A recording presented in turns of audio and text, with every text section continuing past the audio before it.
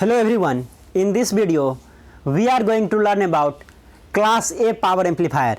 हम लोग class A power amplifier को देखेंगे। तो क्लास ए पावर एम्पलीफायर जो होता है उसमें 360 डिग्री में वो काम करता है, फुल साइकिल के लिए काम करता है। तो यहाँ पे देखिए ये आपका क्लास ए पावर एम्पलीफायर का सर्किट डायग्राम है। यहाँ पे एक ट्रांजिस्टर यूज किया गया है, एनपीएन ट्रांजिस्टर। कौन सा ट्रांजिस्टर है? एनपीएन ट्रांजिस्टर का यूज किया गया है। यहाँ पे आपका इमीटर रेसिस्टेंस है, इमीटर बाईपास कैपेसिटर है, R1 और R2 रेसिस्टर है, यहाँ इनपुट कैपेसिटर है, यहाँ से हम लोग सिग्नल अप्लाई करते हैं, सिग्नल वोल्टेज। यहाँ N/1 ट्रांसफार्मर है और ट्रांसफार्मर से क्या लगा हुआ है? लाउड स्पीकर लगा हुआ है, लाउड स्पीकर लगा हुआ है। जो लोड आएगा, लोड से क्या लगा हुआ है? लाउड स्पीकर लगा हुआ है। सेकेंड फिगर में देखिएगा तो ये आपका AC लोड लाइन का डायग्राम है, जो किसके किसके बीच का है? VC collector emitter voltage versus collector current, means output characteristics है। बीजेटी का अगर आउटपुट कैरेक्टरिस्टिक्स देखें तो VCE वर्सेस IC है। यहाँ पे जो मिडिल क्यू पॉइंट होता है, ऑपरेटिंग पॉइंट होता है क्लास ए पावर एम्पलीफायर में, उसको इस तरह से लिया जाता है जो वो मिडिल में रहे, AC लोड लाइन के मिडिल में। तो ये आपका क्यू पॉइंट हो गया, ऑपरेटिंग पॉइंट, जो कि मिडिल में होता है AC लोड लाइन के। और यहाँ पे इनपुट और आउटपुट जो है signal same to same produce होता है, जिसके कारण क्या होता है? डिस्टॉर्शन कम होता है। क्लास ए पावर एम्पलीफायर में बहुत ही कम डिस्टॉर्शन होता है।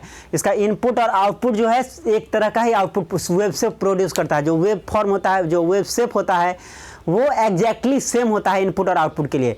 डेट्स वाई इसमें डिस्टॉर्शन क्या होता है? बहुत कम होता है, ना के बराबर। चलिए देखते हैं। कह रहा है if the collector current flows at all times during the full cycle of the signal।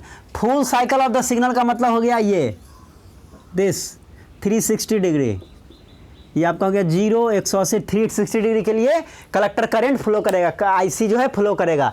The power amplifier is known as class A power amplifier. और इस तरह के पावर एम्पलीफायर को हम लोग क्या बोलेंगे? Class A power amplifier. The power amplifier must be based in such a way that no part of the signal is cut off. Power amplifier को हम लोग इस तरह से बैसिंग करते हैं जो इसका कोई भी पार्ट जो है कट ऑफ रीजन में नहीं जाएगा। कट ऑफ में ये हमेशा क्या होगा? एक्टिव रीजन में काम करेगा, कट ऑफ नहीं होगा कोई भी रीजन। ये फिगर 1 है, वो फिगर 2 है। कह रहा है figure 1 shows circuit of class A power amplifier. जो फिगर 1 है वो क्लास ए पावर एम्पलीफायर को शो कर रहा है।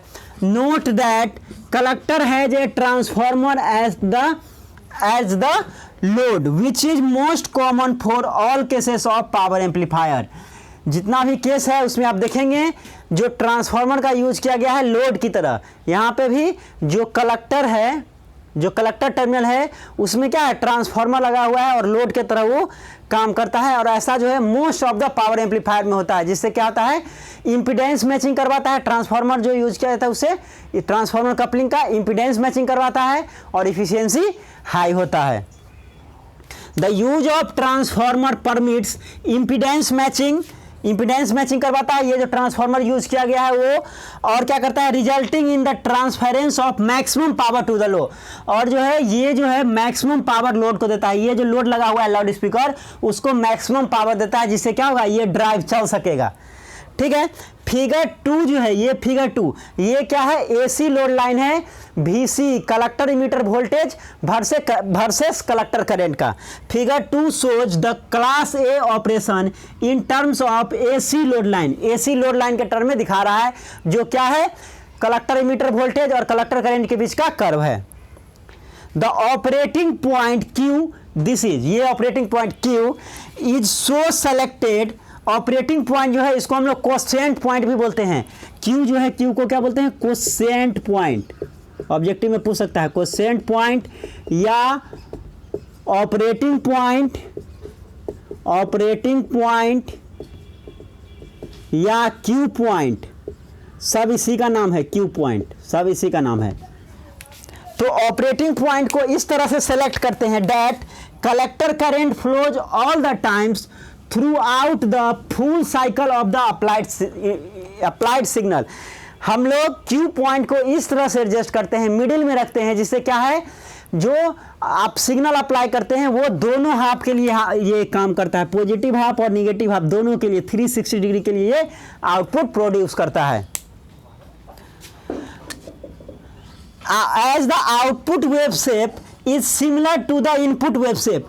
देखिए आउटपुट वेव शेप और इनपुट वेव शेप जो होता है इसका क्लास ए पावर एम्पलीफायर का दोनों सेम होता है, और सेम होने के कारण क्या होता है इसमें लीस्ट डिस्टॉर्शन होता है, डिस्टॉर्शन कम होता है।